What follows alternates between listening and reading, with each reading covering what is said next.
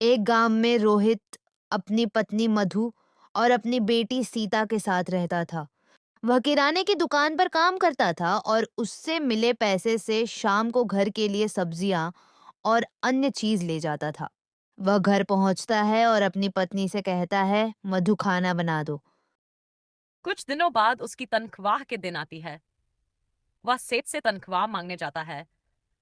सेठ उसे बहुत कम तनख्वाह देता है। वह कहता है यह बहुत कम तनख्वाह है।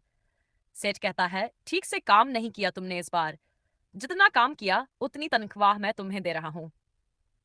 रामू कहता है मैं तो ठीक ही काम कर रहा था।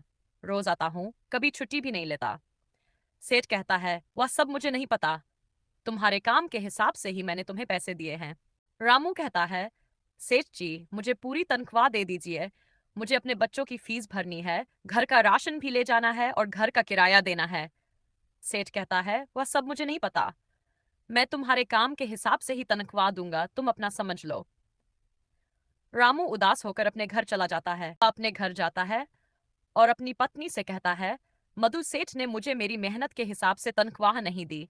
उसकी पत्नी कहती है अगर सेठ आपको आपकी मेहनत के हिसाब से तनख्वाह नहीं दे रहा है तो आप पुलिस में केस दर्ज करा दीजिए।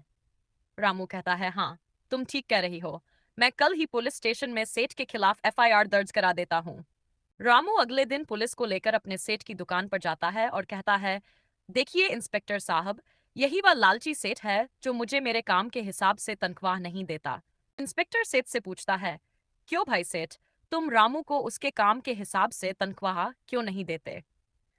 सेठ को अपनी गलती का एहसास होता है और वह हाथ जोड़कर कहता है मुझे माफ कर दीजिए इंस्पेक्टर साहब। अब से मैं किसी का भी हक नहीं खाऊंगा और सभी के साथ ईमानदारी से रहूंगा।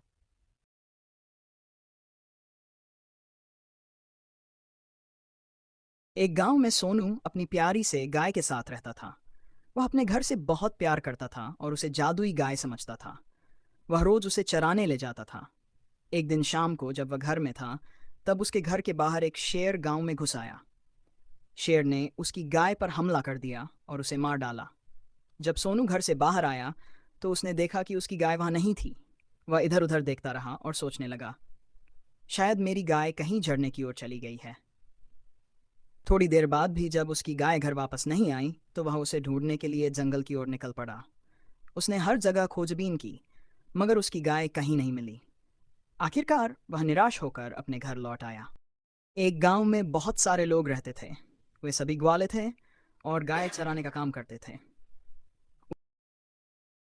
उसी गांव में रमेश नाम का एक गाय चोर भी रहता था। वहीं पास में मनोज नाम का एक आदमी रहता था, जिसकी एक प्यारी गाय थी। मनोज अपनी गाय से बहुत प्यार करता था और वह गाय भी उसे देखकर प्यार से अपना सिर हिला देती थी। एक दिन मनोज जब अपनी गाय को खाना देने जाता है, तभी रमेश उसके घर के सामने से गुजर रहा होता है।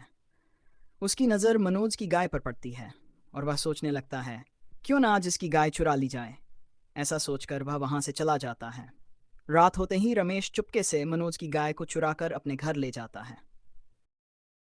उसे अपने घर के सामने बांध कर अपने घर में चल जाता है और अपने घर में बैठकर सोचने लगता है कि इसकी गाय को किसे बेचूं ताकि मुझे अच्छे खासे पैसे मिल सके।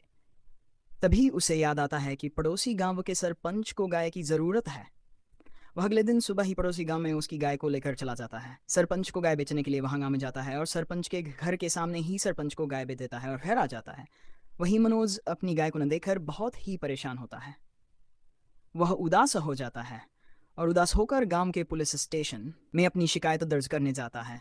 अब वह पुलिस स्टेशन पहुंच जाता है और इंस्पेक्टर साहब के पास जाकर कहता है, इंस्पेक्टर साहब, मेरी गाय को किसी ने चुरा लिया है। इंस्पेक्टर कहता है, क्या तुम्हें किसी पर शक है कि कौन ऐसा कर सकता है? मनोज कहता है, नहीं, मैं तो सभी के साथ अच्छे से रहता हूँ, मुझे किसी पर शक नहीं है। इंस्पेक्टर कहता है, ठीक है, मैं तुम्हारी गाय को ढूंढने की कोशिश करता हूँ। यह सुनकर मनोज और भी उदास होकर अपने घर चला जाता है। 2 दिन बाद उसी थाने का कांस्टेबल गांव से होकर अपने घर जा रहा था। तभी रास्ते में वह देखता है कि रमेश किसी की गाय को चुरा कर ले जा रहा है।